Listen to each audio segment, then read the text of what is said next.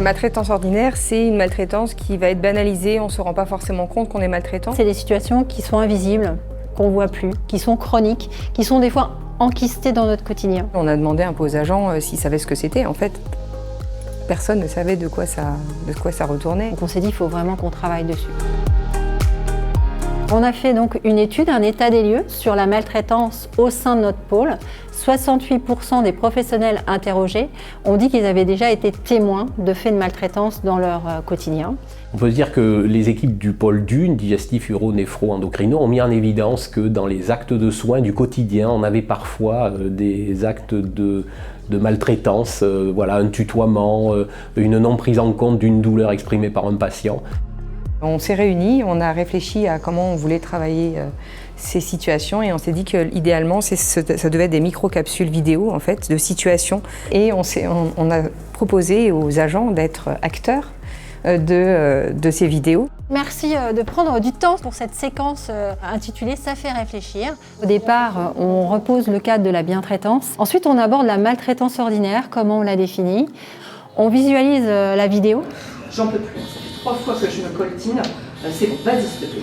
Le fait d'avoir des vidéos courtes, tournées de façon exagérée, mais ça, voilà, du coup ça déclenche un peu plus facilement la critique. Et ensuite on échange autour, alors souvent sur ce qu'on a vu. Puis après on leur dit, bah oui, mais dans vos pratiques, est-ce que vous avez déjà été témoin de ce genre en fait d'agissement ? Le fait de le faire sous format de mini-film avec des professionnels du service, ils se rendent compte effectivement, bah oui, ça nous arrive parfois de pratiquer comme ça. Il faut revoir notre façon de faire, alors qu'on ne veut pas mal faire, mais on ne s'en rend pas compte. Et puis après, en fait, on les fait se réinterroger. Et vous, dans vos pratiques, est-ce que vous êtes amenés peut-être à dévier ? Finalement, je voulais être bien traitant. Et là, concrètement, bah, je m'aperçois qu'en réfléchissant avec vous, en fait, j'ai dérivé et c'est pas franchement de la bientraitance.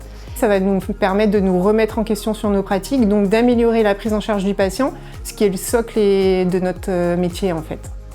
Et on s'interroge aussi sur le ressenti du patient. Qu'est-ce qu'on peut ressentir en fait quand on a en face de nous un professionnel qui ne nous écoute pas, ou alors qui nous tutoie, ou qui nous interpelle autrement que ce qu'il faudrait faire. Donc la formation, elle a été pensée pour que tout type de professionnels puissent en fait y accéder. Au départ, on est resté sur les infirmières, les paramédicaux, infirmiers, aides-soignants. Et là, on a élargi aux secrétaires. Et on voulait absolument que les cadres de santé puissent être contributeurs de ces formations. À ce jour, j'ai réalisé 2 sessions de formation, une en 2025, puis je l'ai refait sur 2026 parce qu'il faut régulièrement faire des rappels puisqu'on peut vite oublier et vite retourner dans une routine. Les cadres, en fait, connaissent très bien leurs équipes, connaissent leurs points forts, leurs points faibles. Ça permet du coup d'échanger dans un climat de confiance et de pouvoir imaginer en fait des actions concrètes en lien avec les situations identifiées. L'objectif est de déployer à l'échelle de l'institution ce dispositif. Il est à faible coût. Il y a un kit pédagogique qui est utilisable à l'infini, j'ai envie de dire, donc on peut le déployer très facilement. Et le fait de se questionner sur sa pratique et de corriger ces éléments-là faisait que ce projet met au centre le patient et du coup restaure une bientraitance dans les prises en charge qui est un des critères impératifs de la certification V 2025.